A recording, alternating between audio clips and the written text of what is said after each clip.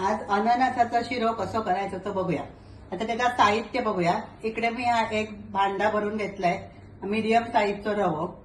इकडे अननसाचे तुकडे छोटे छोटे काढून घ्यायचे, एक वाटीभर.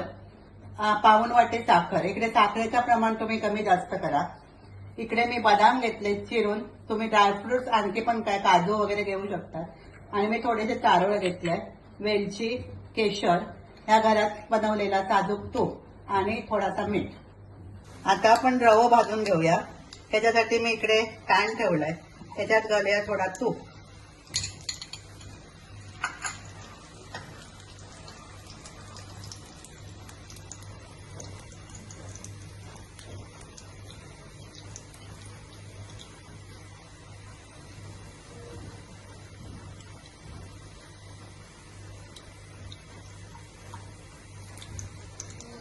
आता याच्यात ह्यो रवो घालायचो आणि मंद गॅसवरती तो भाजून घ्यायचो, चांगलं वास येईपर्यंत. आता ह्यो रवो चांगलं भाजून घेतलंय. तोपर्यंत मी इकडे हे 1 वाटी रवो घेतल्यामुळे मी 2 वाटी पाणी इकडे उकळत ठेवले. आता ह्याच्यात रवो भाजलो. आता ह्याच्यात पाणी आपण ओतूया.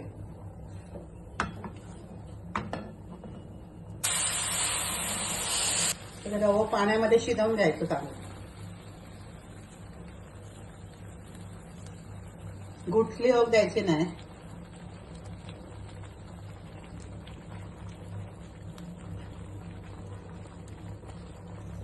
आणि रवो थोडंसं शिजलो त्याच्यात घालायचे हे अननसाचे तुकडे, साखर, बदाम, चारोळे.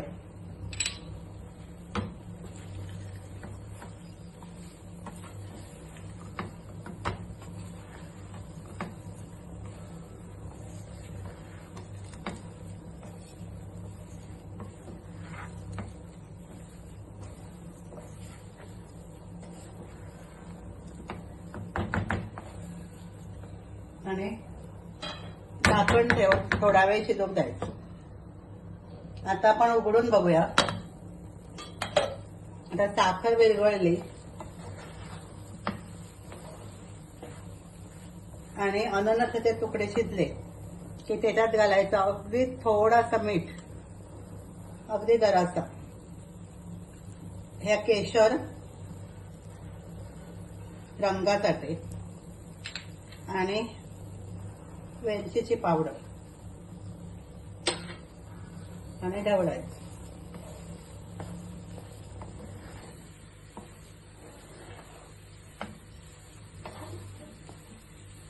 आणि याच्यात वरून थोडासा तूप घालायचं.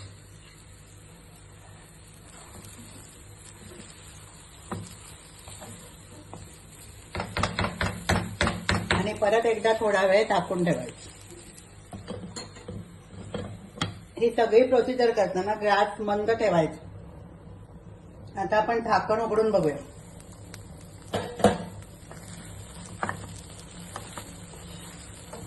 शिरो एकदम तयार झालं.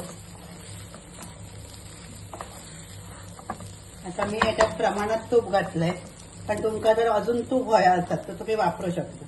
आता हे एका भांड्यात काढून घेऊ. असं हे अननसाचं शिरो तुम्ही नक्की करून बघा. हे खाताना अननसाचे तुकडे जे आहेत ते दाताखाली आले की सुंदर लागतात.